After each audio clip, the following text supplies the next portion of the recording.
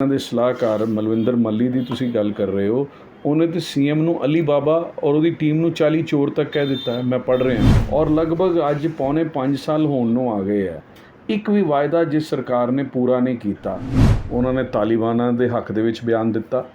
ਉਹਨਾਂ ਨੇ ਕਸ਼ਮੀਰ ਇੱਕ ਸੈਪਰੇਟ ਦੇਸ਼ ਹੈ ਇਸ ਬਾਰੇ ਗੱਲ ਕੀਤੀ।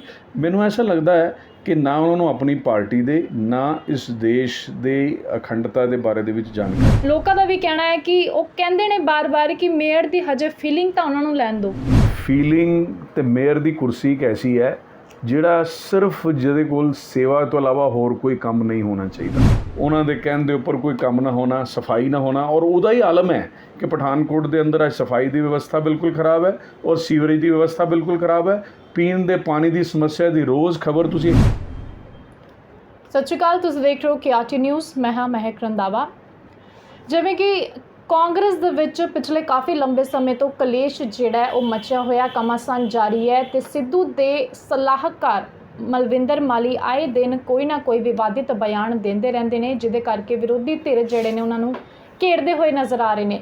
ਤੇ ਹੁਣ ਮੰਗ ਕੀਤੀ ਜਾ ਰਹੀ ਹੈ ਕਿ ਕੈਪਟਨ ਵੀ ਆਪਣੇ ਅਹੁਦੇ ਤੋਂ ਇਸਤੀਫਾ ਦੇਣ ਤੇ ਨਾਲ ਹੀ ਨਾਲ ਮਲਵਿੰਦਰ ਮਾਲੀ ਨੂੰ ਵੀ ਹਟਾਉਣ ਦੀ ਮੰਗ ਜਿਹੜੀ ਹੈ ਮੰਤਰੀਆਂ ਵੱਲੋਂ ਵਿਧਾਇਕਾਂ ਵੱਲੋਂ ਲਗਾਤਾਰ ਕੀਤੀ ਜਾ ਰਹੀ ਹੈ। ਅਲਟੀਮੇਟਮ ਜਿਹੜਾ ਸਿੱਧੂ ਨੂੰ ਦਿੱਤਾ ਗਿਆ।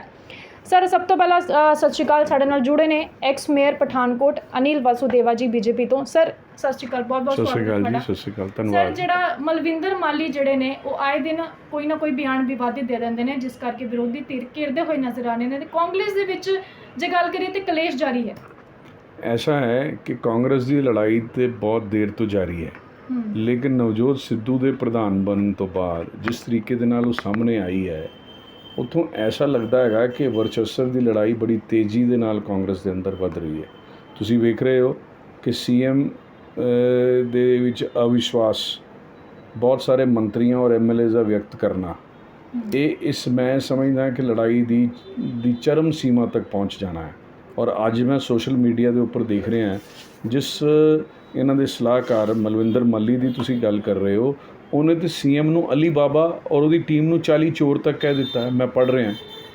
ਅਗਰ ਇਸ ਤੋਂ ਬਾਅਦ ਮੈਂ ਨਹੀਂ ਸਮਝਦਾ ਕਿ ਉਹ ਕੋਈ ਵੀ ਅਗਰ ਗੱਲ ਕਰ ਰਹੇ ਹੈ ਤਾਂ ਉਹਦੇ ਵਿੱਚ ਨਵਜੋਤ ਸਿੱਧੂ ਦੀ ਸਹਿਮਤੀ ਨਾ ਹੋਏ।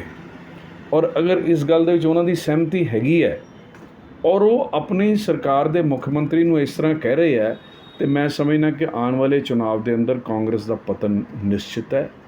ਔਰ ਜਿਸ ਤਰੀਕੇ ਦੇ ਨਾਲ ਉਹਨਾਂ ਦੀ ਲੜਾਈ ਵੱਧ ਰਹੀ ਹੈ ਔਰ ਜਿਸ ਤਰੀਕੇ ਦੇ ਨਾਲ ਉਹ ਇੱਕ ਦੂਸਰੇ ਦੇ ਉੱਪਰ ਆਰੋਪ ਲਗਾ ਰਹੇ ਹੈ, ਆਪੋਜੀਸ਼ਨ ਦਾ ਕੰਮ ਬਹੁਤ ਆਸਾਨ ਹੋ ਰਿਹਾ। ਔਰ ਉਹਨਾਂ ਦੀ ਆਪਸੀ ਲੜਾਈ ਦੇ ਅੰਦਰ ਬਹੁਤ ਸਾਰੇ ਭ੍ਰਸ਼ਟਾਚਾਰ ਦੇ ਮਾਮਲੇ, ਬਹੁਤ ਸਾਰੇ ਐਸੇ ਮਾਮਲੇ, ਵਾਅਦਾ ਖਿਲਾਫੀ ਜਿਹੜੀ ਇਹਨਾਂ ਨੇ ਕੀਤੀ ਹੈ ਔਰ ਲਗਭਗ ਅੱਜ ਪੌਣੇ 5 ਸਾਲ ਹੋਣ ਨੂੰ ਆ ਗਏ ਹੈ। ਇੱਕ ਵੀ ਵਾਅਦਾ ਜਿਸ ਸਰਕਾਰ ਨੇ ਪੂਰਾ ਨਹੀਂ ਕੀਤਾ।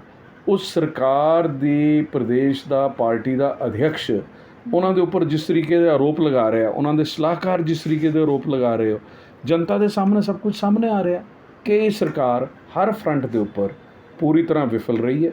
ਕੋਈ ਵੀ ਵਾਅਦਾ ਇਸ ਸਰਕਾਰ ਨੇ ਪੂਰਾ ਨਹੀਂ ਕੀਤਾ। ਭ੍ਰਸ਼ਟਾਚਾਰ ਚਰਮ ਸੀਮਾ 'ਤੇ ਹੈ। ਲਾਅ ਐਂਡ ਆਰਡਰ ਦੀ ਸਥਿਤੀ ਬਹੁਤ ਖਰਾਬ ਹੈ ਪੰਜਾਬ ਦੇ ਅੰਦਰ। ਆਏ ਦਿਨ ਐਸੀ ਘਟਨਾ ਹੋ ਰਹੀਆਂ ਜਿਹੜੀਆਂ ਪਹਿਲੇ ਕਦੀ ਨਹੀਂ ਹੋਈਆਂ। ਔਰ ਮਾਫੀਆ, ਚਾਹੇ ਉਹ ਮਾਈਨਿੰਗ ਮਾਫੀਆ ਹੋਏ, ਸ਼ਰਾਬ ਦਾ ਮਾਫੀਆ ਹੋਏ, ਲੈਂਡ ਮਾਫੀਆ ਹੋਏ, ਪੂਰੇ ਤਰੀਕੇ ਦੇ ਨਾਲ ਇਸ ਪ੍ਰਦੇਸ਼ ਦੇ ਅੰਦਰ ਦੰਦਨ ਆ ਰਿਹਾ। ਔਰ ਇਹਦੇ ਵਿੱਚ ਕਿਸੇ ਦਾ ਕੰਟਰੋਲ ਨਹੀਂ ਹੈ। ਅੱਜ ਤੁਸੀਂ ਚਾਹੇ ਕਿਸੇ ਵਿਧਾਇਕ ਦੇ ਨਾਲ ਗੱਲ ਕਰਕੇ ਦੇਖ ਲਓ, ਕਿਸੇ ਵੀ ਮੰਤਰੀ ਦੇ ਨਾਲ ਗੱਲ ਕਰਕੇ ਦੇਖ ਲਓ, ਬਹੁਤ ਸਾਰੇ ਐਸੇ ਵਿਸ਼ੇ ਮਾਈਨਿੰਗ ਮਾਫੀਆ ਦੇ ਇਹਦੇ ਵਿੱਚ ਸਭ ਦੇ ਧਿਆਨ ਦੇ ਵਿੱਚ ਆਉਂਦੇ, ਸਾਡੇ ਧਿਆਨ ਦੇ ਵਿੱਚ ਵੀ ਆਉਂਦੇ ਆ। ਕਿ DC ਨਾਲ ਗੱਲ ਕਰ ਲਓ, ਕਿਸੇ ਪੁਲਿਸ ਦੇ ਵੱਡੇ ਅਧਿਕਾਰੀ ਦੇ ਨਾਲ ਗੱਲ ਕਰ ਲਓ, ਹਰ ਵਿਅਕਤੀ ਆਪਣੀ ਅਸਮਰਥਤਾ ਇਸ ਵਿਸ਼ੇ ਦੇ ਅੰਦਰ ਜ਼ਾਹਿਰ ਕਰਦਾ ਹੈ। ਔਰ ਐਸਾ ਲੱਗਦਾ ਹੈਗਾ ਕਿ ਇਹ ਸਰਕਾਰ ਕੈਪਟਨ ਅਮਰਿੰਦਰ ਸਿੰਘ ਦੀ ਅਗਵਾਈ ਹੇਠਾਂ ਪੂਰੀ ਤਰ੍ਹਾਂ ਭ੍ਰਸ਼ਟਾਚਾਰ ਦੇ ਵਿੱਚ ਲਿਪਤ ਹੈ। ਔਰ ਜਿਸ ਤਰੀਕੇ ਦੇ ਵਿੱਚ ਮਾਈਨਿੰਗ ਮਾਫੀਆ ਨੇ ਸਰਕਾਰ ਦੇ ਉੱਪਰ ਆਪਣਾ ਕੰਟਰੋਲ ਕਰ ਲਿਆ ਹੈ, ਐਸਾ ਲੱਗਦਾ ਹੈਗਾ ਕਿ ਹਰ ਕੋਈ ਵਿਅਕਤੀ ਇਸ ਵਿਸ਼ੇ ਨੂੰ ਠੀਕ ਕਰਨ ਦੇ ਵਿੱਚ ਅਸਮਰਥ ਹੈ। ਔਰ ਆਉਣ ਵਾਲੇ ਚੁਣਾਵ ਦੇ ਅੰਦਰ ਜਨਤਾ ਇਸ ਗੱਲ ਦਾ ਜਵਾਬ ਦੇਵੇਗੀ। ਤੇ ਜੇ ਗੱਲ ਕਰੀਏ ਹਰੀਸ਼ ਰਾਵਤ ਦੀ, ਤੇ ਉਹਨਾਂ ਦਾ ਕਹਿਣਾ ਹੈ ਕਿ ਜਾਂ ਤਾਂ ਸਿੱਧੂ ਜਿਹੜੇ ਨੇ ਸਲਾਹਕਾਰ ਨੂੰ ਹਟਾਇਆ ਜਾਏ ਜਾਂ ਫਿਰ ਉਹੀ ਪਾਰਟੀ ਤੋਂ ਉਹਨਾਂ ਨੂੰ ਬਰਖਾਸਤ ਕਰਨਗੇ। ਤੁਹਾਡਾ ਇਸ ਬਾਰੇ ਕੀ ਕਹਿਣਾ ਹੈ? ਜੇਕਰ ਸਿੱਧੂ ਨਹੀਂ ਹਟਾਉਂਦੇ ਤੇ ਫਿਰ ਅੱਗੇ ਦੀ ਜਿਹੜੀ ਸਟ੍ਰੈਟਜੀ ਹੈ ਜਾਂ ਕੋਈ ਤੁਹਾਨੂੰ ਲੱਗਦਾ ਕਿ ਜਿਹੜਾ ਵਿਰੋਧੀ ਧਿਰ ਵੱਲੋਂ ਵਿਰੋਧ ਜਤਾਇਆ ਜਾ ਰਿਹਾ ਸਲਾਹਕਾਰ ਨੂੰ ਲੈ ਕੇ ਆਏ ਦਿਨ ਵਿਵਾਦਿਤ ਬਿਆਨ ਦਿੰਦੇ ਨੇ, ਕਿਆ ਉਹ ਸਹੀ ਹੈ? ਸਭ ਤੋਂ ਵੱਡਾ ਉਹਨਾਂ ਦਾ ਜਿਹੜਾ ਵਿਵਾਦਿਤ ਬਿਆਨ ਸੀਗਾ ਤਾਲਿਬਾਨਾਂ ਨੂੰ ਲੈ ਕੇ, ਜਿਹੜੇ ਤਾਲਿਬਾਨਾਂ ਦੇ ਹੱਕ 'ਚ ਬੋਲੇ ਸੀਗੇ ਉਹ। ਐਸਾ ਹੈ, ਉਹਨਾਂ ਨੂੰ ਸ਼ਾਇਦ ਬਹੁਤ ਸਾਰੀ ਚੀਜ਼ਾਂ ਦੀ ਜਾਣਕਾਰੀ ਨਹੀਂ ਹੈ। ਉਹਨਾਂ ਨੇ ਤਾਲਿਬਾਨਾਂ ਦੇ ਹੱਕ ਦੇ ਵਿੱਚ ਬਿਆਨ ਦਿੱਤਾ, ਉਹਨਾਂ ਨੇ ਕਸ਼ਮੀਰ ਇੱਕ ਸੈਪਰੇਟ ਦੇਸ਼ ਹੈ ਇਸ ਬਾਰੇ ਗੱਲ ਕੀਤੀ। ਮੈਨੂੰ ਐਸਾ ਲੱਗਦਾ ਹੈ ਕਿ ਨਾ ਉਹਨਾਂ ਨੂੰ ਆਪਣੀ ਪਾਰਟੀ ਦੇ ਨਾ ਇਸ ਦੇਸ਼ ਦੇ ਅਖੰਡਤਾ ਦੇ ਬਾਰੇ ਦੇ ਵਿੱਚ ਜਾਣਕਾਰੀ ਹੈ। ਐਸੇ ਵਿਵਾਦਿਤ ਬਿਆਨ ਦੇਣਾ ਉਹ ਬਹੁਤ ਹੀ ਵੱਡਾ, ਮੈਂ ਸਮਝਦਾ ਕਿ ਕ੍ਰਿਮੀਨਲ ਐਕਟ ਹੈ, ਔਰ ਸਾਡੀ ਪਾਰਟੀ ਨੇ ਉਹਨਾਂ ਦੇ ਖਿਲਾਫ ਕਾਨੂੰਨੀ ਕਾਰਵਾਈ ਦੀ ਮੰਗ ਵੀ ਕੀਤੀ ਹੈ। ਬਾਕੀ ਉਹਨਾਂ ਨੂੰ ਹਟਾਉਣ ਦੀ ਜਿਹੜੀ ਜ਼ਿੰਮੇਵਾਰੀ ਹੈਗੀ ਹੈ ਉਹ ਤਾਂ ਉਹਨਾਂ ਦੀ ਪਾਰਟੀ ਦੀ ਹੈ, ਉਹਨਾਂ ਦਾ ਆਂਤਰਿਕ ਮਾਮਲਾ ਹੈ, ਲੇਕਿਨ ਉਹ ਬੀਜੇਪੀ ਦਾ ਕੰਮ ਬਹੁਤ ਆਸਾਨ ਕਰ ਰਿਹਾ, ਮੈਂ ਇੰਨਾ ਕਹਿ ਸਕਦਾ। ਤੇ ਜੇ ਗੱਲ ਕਰੀਏ ਜਿਵੇਂ ਕਿ ਹੁਣ 5 ਸਟੇਟਾਂ ਦੇ ਵਿੱਚ ਚੋਣ ਲੜੀ ਜਾ ਰਹੀ ਹੈ ਹੁਣ 2022 ਦੀ ਵਿਧਾਨ ਸਭਾ, ਤੇ ਤੁਹਾਡੀ ਪਾਰਟੀ ਬੀਜੇਪੀ ਕੀ ਕਰ ਰਹੀ ਹੈ? ਇਹੋ ਜਿਹੀ ਕੀ ਸਟ੍ਰੈਟਜੀ ਤੁਸੀਂ ਲੈ ਕੇ ਆਓਗੇ ਕਿ ਜਿਹਦੇ ਕਰਕੇ ਲੋਕਾਂ ਦਾ ਸਹਿਯੋਗ ਜਿਹੜਾ ਤੁਹਾਨੂੰ ਮਿਲ ਸਕੇ? ਐਸਾ ਹੈ, ਬੀਜੇਪੀ ਇੱਕ ਰਾਸ਼ਟਰੀ ਪਾਰਟੀ ਹੈ, ਇਹਨਾਂ ਦੇ ਆਪਣੇ ਕਾਰਜਕ੍ਰਮ ਜਿਹੜੇ ਹੈਗੇ ਆ ਉਹ ਪੂਰੇ ਜਗ ਜਾਹਿਰ ਹੈ। ਸਾਡੇ ਇਸ ਦੇਸ਼ ਦੇ ਪ੍ਰਧਾਨ ਮੰਤਰੀ ਜਿਸ ਤਰੀਕੇ ਦੇ ਨਾਲ ਹਰ ਵਰਗ ਦੇ ਲਈ, ਚਾਹੇ ਉਹ ਕਿਸਾਨ ਹੋਏ, ਚਾਹੇ ਉਹ ਮਜ਼ਦੂਰ ਹੋਏ, ਚਾਹੇ ਉਹ ਵਪਾਰੀ ਹੋਏ, ਔਰ ਹਰ ਵਰਗ ਦੇ ਲਈ ਬਹੁਤ ਸਾਰੀਆਂ ਸਕੀਮਾਂ ਉਹਨਾਂ ਦੀਆਂ ਚੱਲ ਰਹੀਆਂ। ਪੰਜਾਬ ਦੀ ਚੋਣ ਦੇ ਲਈ ਵੀ ਪਾਰਟੀ ਉਹਦੇ ਲਈ ਪੂਰੀ ਤਿਆਰੀ ਦੇ ਨਾਲ ਮੈਦਾਨ ਦੇ ਵਿੱਚ ਉਤਰੇਗੀ। ਸਾਡੇ ਇਸ ਪ੍ਰਦੇਸ਼ ਦੇ ਅਧਿਕਸ਼ ਜਿਹੜੇ ਪਠਾਨਕੋਟ ਤੋਂ ਨੇ ਉਹ ਇਸ ਸਾਰੇ ਵਿਸ਼ੇ ਨੂੰ ਬੜੀ ਗੰਭੀਰਤਾ ਦੇ ਨਾਲ ਦੇਖ ਰਹੇ ਨੇ, ਔਰ ਮੈਨੂੰ ਪੂਰਨ ਵਿਸ਼ਵਾਸ ਹੈ ਕਿ ਜਿਹੜੀ ਬੀਜੇਪੀ ਜਿਸ ਨੀਤੀ ਔਰ ਜਿਸ ਸਟ੍ਰੈਟਜੀ ਦੇ ਨਾਲ ਇਸ ਚੁਣਾਵ ਦੇ ਵਿੱਚ ਉਤਰੇਗੀ ਉਹਦਾ ਮੁਕਾਬਲਾ ਕੋਈ ਵੀ ਪਾਰਟੀ ਨਹੀਂ ਕਰ ਪਾਏਗੀ। ਤੇ ਜੇ ਗੱਲ ਕਰੀਏ ਪਠਾਨਕੋਟ ਮੇਅਰ ਦੀ ਪੰਨਾ ਲਾਲ ਭਾਟੀਆ ਜੀ, ਉਹਨਾਂ ਦਾ ਕਹਿਣਾ ਹੈ ਕਿ ਜਿਹੜੇ ਟੈਂਡਰ ਲਗਾਏ ਗਏ ਨੇ, ਨਾਲੀਆਂ ਦੀ ਸਾਫ਼ ਸਫਾਈ ਕੀਤੀ ਗਈ ਨੇ, ਪਰ ਹਜੇ ਵੀ ਕਿਤੇ ਨਾ ਕਿਤੇ ਪਠਾਨਕੋਟ ਦੇ ਨਾਲੇ ਦੀ ਜੇ ਗੱਲ ਕਰੀਏ ਤੇ ਗੰਦਗੀ ਜਿਹੜੀ ਹੈ ਉਹ ਉਦੋਂ ਦੀ ਉੱਦਾਂ ਹੀ ਗੰਦਗੀ ਪਈ ਹੋਈ ਨਾਲਿਆਂ ਦੇ ਵਿੱਚ। ਤੁਹਾਨੂੰ ਲੱਗਦਾ ਹੈ ਕਿ ਜਿਹੜੇ ਲੱਖਾਂ ਦੇ ਹਿਸਾਬ ਨਾਲ ਟੈਂਡਰ ਪਾਸ ਹੋਏ ਨੇ ਸਾਫ਼ ਸਫਾਈ ਦੇ, ਉਹ ਕੀਤੇ ਗਏ ਨੇ ਪੂਰੇ? ਐਸਾ ਹੈ ਕਿ ਇਹ ਜਿਹੜੇ ਨਾਲਿਆਂ ਦੀ ਸਫਾਈ ਦੇ ਟੈਂਡਰ, ਉਸ ਤੋਂ ਇਲਾਵਾ ਸੀਵਰੇਜ ਦੀ ਸਫਾਈ ਦੇ ਟੈਂਡਰ, ਉਸ ਤੋਂ ਇਲਾਵਾ ਬਹੁਤ ਸਾਰੇ ਹੋਰ ਟੈਂਡਰ, ਇਹ ਜਿਹੜੀ ਵੱਡੀਆਂ ਗੱਲਾਂ ਇਹ ਕਰਦੇ ਆ, ਇਹ ਸਿਰਫ ਭ੍ਰਸ਼ਟਾਚਾਰ ਨੂੰ ਬੜਾਵਾ ਦੇਣ ਦੇ ਲਈ ਹੈ। ਅਗਰ ਤੁਸੀਂ ਸ਼ਹਿਰ ਦੇ ਵਿੱਚ ਸਫਾਈ ਦਾ ਹਾਲ ਦੇਖੋ, ਕਹਿ ਸਕਦੇ ਹੋ ਤੁਸੀਂ ਕਿ ਪਿੱਛੇ ਨਾਲੋਂ ਕਦੀ ਕੋਈ ਇੰਪਰੂਵਮੈਂਟ ਹੋਈ ਹੈ? ਕੋਈ ਵੀ ਵਿਅਕਤੀ ਪਠਾਨਕੋਟ ਦਾ ਰੈਜ਼ੀਡੈਂਟ ਸਫਾਈ ਦੇ ਵਿਸ਼ੇ ਦੇ ਅੰਦਰ ਇਹ ਨਹੀਂ ਕਹਿ ਸਕਦਾ ਕਿ ਸਫਾਈ ਪਹਿਲੇ ਨਾਲੋਂ ਬਿਹਤਰ ਹੋਈ ਹੈ। ਅੱਜ ਮੈਂ ਤੁਹਾਨੂੰ ਕਈ ਪੁਆਇੰਟ ਦੱਸ ਦਿੰਦਾ, ਹੁਣ ਮੈਂ ਤੁਹਾਨੂੰ ਗਿਣਤੀ ਕਰਵਾ ਰਿਹਾ। ਤੁਸੀਂ ਭਗਤਾਂ ਵਾਲੇ ਮੰਦਿਰ ਦੇ ਨਾਲ ਵਾਲਾ ਪੁਆਇੰਟ ਜਾ ਕੇ ਦੇਖੋ, ਤੁਸੀਂ ਇਹ ਛਿੰਦਾ ਹਲਵਾਈ ਜਿਹੜਾ ਰਾਮਲੀਲਾ ਗਰਾਊਂਡ ਦੇ ਨਾਲ ਇਤਨਾ ਬੜੀਆ ਉਹ ਪੁਆਇੰਟ ਹੋ ਗਿਆ ਸੀ, ਸਵੇਰੇ ਉੱਥੇ ਜਾ ਕੇ ਦੇਖੋ ਬੁਰਾ ਹਾਲ ਹੈ। ਔਰ ਸ਼ਹਿਰ ਦੇ ਭਿੰਨ ਗਲੀਆਂ ਦੇ ਵਿੱਚ, ਚੌਂਕਾਂ ਦੇ ਅੰਦਰ ਜਿੱਥੇ ਢੇਰ ਲੱਗੇ ਹੁੰਦੇ ਆ, ਮੈਂ ਸਮਝਦਾ ਕਿ ਇਹਨਾਂ ਦੀ ਜਿਹੜੀ door to door connection the policy ਜਿਹੜੀ ਅਸੀਂ 80% ਤੱਕ ਸਫਲ ਕਰ ਦਿੱਤੀ ਸੀ, ਉਹ ਇਹਨਾਂ ਦੇ ਸਮੇਂ ਦੇ ਅੰਦਰ ਬਿਲਕੁਲ ਫੇਲ ਹੋ ਚੁੱਕੀ ਹੈ। ਔਰ ਇਹਨਾਂ ਦੇ ਫੇਲ ਹੋਣ ਦੇ ਕਾਰਨ ਸ਼ਹਿਰ ਦੇ ਅੰਦਰ ਹਰ ਪਾਸੇ ਗੰਦਗੀ ਨਜ਼ਰ ਆ ਰਹੀ ਹੈ। ਤੁਸੀਂ ਅੰਦਾਜ਼ਾ ਲਗਾ ਸਕਦੇ ਹੋ ਕਿ ਉਹ ਪੁਆਇੰਟ ਜਿੱਥੇ ਕਦੀ ਗੰਦਗੀ ਦਾ ਕੋਈ ਤਿਨਕਾ ਨਜ਼ਰ ਨਹੀਂ ਸੀ ਆਉਂਦਾ, ਅੱਜ ਉੱਥੇ ਹਰ ਪਾਸੇ ਗੰਦਗੀ ਦਾ ਆਲਮ ਹੈ। ਰਿਕਸ਼ੇ ਇਹਨਾਂ ਨੇ ਵਧਾ ਦਿੱਤੇ, ਉਹ ਕਿੱਥੇ ਗਏ, ਕਿੱਥੇ ਚੱਲ ਰਹੇ ਆ? ਕਿਆ ਉਹ ਸਿਰਫ ਰਿਕਾਰਡ ਦੇ ਅੰਦਰ ਚੱਲ ਰਹੇ ਆ?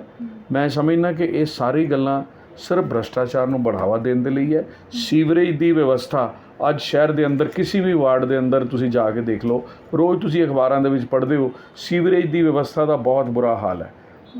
ਸੀਵਰੇਜ ਦੇ ਜਿਹੜੇ ਕਰਮੀ ਹੈ ਉਹ ਸਮੇਂ ਦੇ ਉੱਪਰ ਕਿਤੇ ਪਹੁੰਚ ਨਹੀਂ ਰਹੇ, ਨਾ ਇਹਨਾਂ ਕੋਲ ਮੈਨੇਜਮੈਂਟ ਹੋ ਰਹੀ ਹੈ, ਨਾ ਇਹਨਾਂ ਕੋਲ ਸਫਾਈ ਦਾ ਕੰਮ ਹੋ ਰਿਹਾ।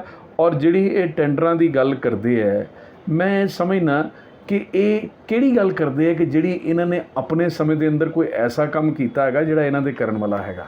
ਸੋ ਇਸ ਕਾਰਨ ਇਹ ਸਾਰੇ ਦੇ ਸਾਰੇ ਟੈਂਡਰ, ਚਾਹੇ ਉਹ ਸਫਾਈ ਦੇ ਹੈ, ਚਾਹੇ ਉਹ ਸੀਵਰੇਜ ਦੇ ਹੈਗੇ, ਚਾਹੇ ਹੋਰ ਜਿਹਨੂੰ ਵਿਕਾਸ ਦੀ ਗੱਲ ਕਰਦੇ ਹੈ, ਇਹ ਸਿਰਫ ਭ੍ਰਸ਼ਟਾਚਾਰ ਨੂੰ ਬੜਾਵਾ ਦੇਣ ਦੇ ਲਈ। ਇੱਕ ਗੱਲ ਮੈਂ ਹੋਰ ਪੁੱਛਾਂਗੀ ਮੇਅਰ ਸਾਹਿਬ, ਜਿਵੇਂ ਕਿ ਤੁਹਾਡੇ ਧਿਆਨ 'ਚ ਹੋਏਗਾ ਜਦੋਂ ਨਵੇਂ ਉਹ ਮੇਅਰ ਬਣੇ ਸੀ, ਆਪਣੇ ਅਹੁਦੇ 'ਤੇ ਬੈਠੇ ਸੀ ਮੇਅਰ ਦੇ, ਤੇ ਮੀਡੀਆ ਦੇ ਥਰੂ ਗੱਲ ਕਾਫੀ ਸੁਣਨ ਨੂੰ ਆਇਆ ਸੀਗੀ। ਲੋਕਾਂ ਦਾ ਵੀ ਕਹਿਣਾ ਹੈ ਕਿ ਉਹ ਕਹਿੰਦੇ ਨੇ ਬਾਰ-ਬਾਰ ਕਿ ਮੇਅਰ ਦੀ ਹਜੇ ਫੀਲਿੰਗ ਤਾਂ ਉਹਨਾਂ ਨੂੰ ਲੈਣ ਦਿਓ।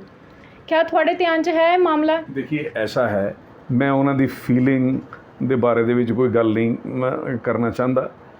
ਫੀਲਿੰਗ ਤੇ ਮੇਅਰ ਦੀ ਕੁਰਸੀ ਇੱਕ ਐਸੀ ਹੈ ਜਿਹੜਾ ਸਿਰਫ ਜਿਹਦੇ ਕੋਲ ਸੇਵਾ ਤੋਂ ਇਲਾਵਾ ਹੋਰ ਕੋਈ ਕੰਮ ਨਹੀਂ ਹੋਣਾ ਚਾਹੀਦਾ। ਹਾਲੀ ਮੈਨੂੰ ਲੱਗਦਾ ਕਿ ਉਹਨਾਂ ਨੂੰ ਫੀਲਿੰਗ ਆਉਣ ਦੇ ਵਿੱਚ ਕੁਝ ਹੋਰ ਸਮਾਂ ਲੱਗਣ ਵਾਲਾ। ਉਦੋਂ ਤੱਕ ਪੰਜਾਬ ਦੇ ਵਿੱਚ ਕਾਂਗਰਸ ਸਰਕਾਰ ਨਹੀਂ ਰਹਿਣੀ। ਫਿਰ ਮੈਂ ਦੇਖਦਾ ਕਿ ਮੇਅਰ ਸਾਹਿਬ ਕਿਸ ਤਰੀਕੇ ਦੇ ਨਾਲ ਜਿਹੜਾ ਹੈਗਾ ਉਹ ਪਠਾਨਕੋਟ ਦੇ ਅੰਦਰ ਕੋਈ ਕੰਮ ਕਰ ਸਕਦੇ ਆ।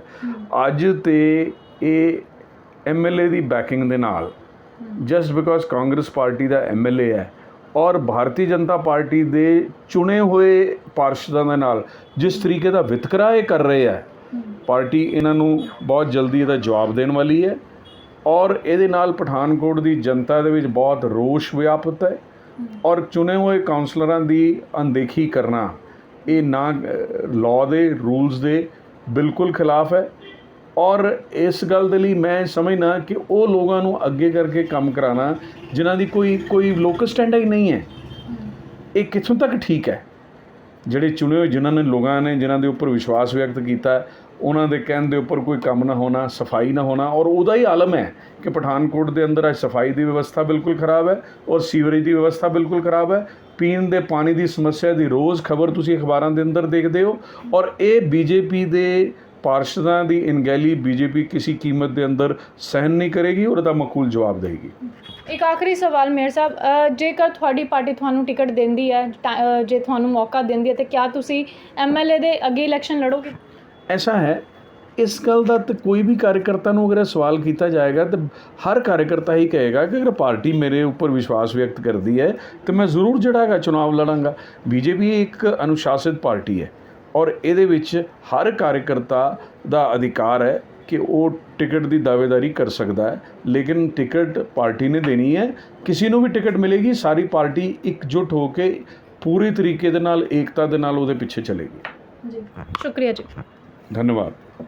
ਇਹ ਸਨ ਸਾਡੇ ਨਾਲ ਪਠਾਨਕੋਟ ਐਕਸ ਮੇਅਰ ਅਨਿਲ ਵਾਸੁਦੇਵਾ, ਜਿਹੜੇ ਕਿ ਪਾਰਸ਼ਦ ਵੀ ਰਹਿ ਚੁੱਕੇ ਨੇ ਤੇ ਜਿਨ੍ਹਾਂ ਦਾ ਕਹਿਣਾ ਹੈ ਕਿ ਕਾਂਗਰਸ ਜਿਹੜੀ ਹੈ, ਕਾਂਗਰਸ ਦੇ ਵਿੱਚ ਪਿਛਲੇ ਕਾਫੀ ਲੰਬੇ ਸਮੇਂ ਤੋਂ ਕਲੇਸ਼ ਚੱਲ ਰਿਹਾ, ਆਪਣੀ ਹੀ ਪਾਰਟੀ ਨੂੰ ਨੁਕਸਾਨ ਜਿਹੜਾ ਹੈ ਹੋ ਰਿਹਾ ਹੈ ਤੇ ਆਉਣ ਵਾਲੇ ਟਾਈਮ ਦੇ ਵਿੱਚ ਜਿਹੜੀ BJP ਦੀ ਜਿਹੜੀ ਜਿੱਤ ਹੈ ਉਹ ਪੂਰੀ ਤਰ੍ਹਾਂ ਸક્ષਮ ਦੱਸ ਰਹੇ ਨੇ। ਅਗਲੀ ਵਾਰ ਫਿਰ ਕਿਸੇ ਖਾਸ ਸ਼ਖਸੀਅਤ ਦੇ ਨਾਲ ਤੁਹਾਡੀ ਜ਼ਰੂਰ ਮੁਲਾਕਾਤ ਕਰਾਵਾਂਗੇ। ਵੀਡੀਓ ਜਰਨਲਿਸਟ ਪ੍ਰਸ਼ਾਂਤ ਜਸਟੋਟੀਆ ਦੇ ਨਾਲ ਮਹਿਕ ਰੰਧਾਵਾ, KRT ਨਿਊਜ਼, ਪਠਾਨਕੋਟ।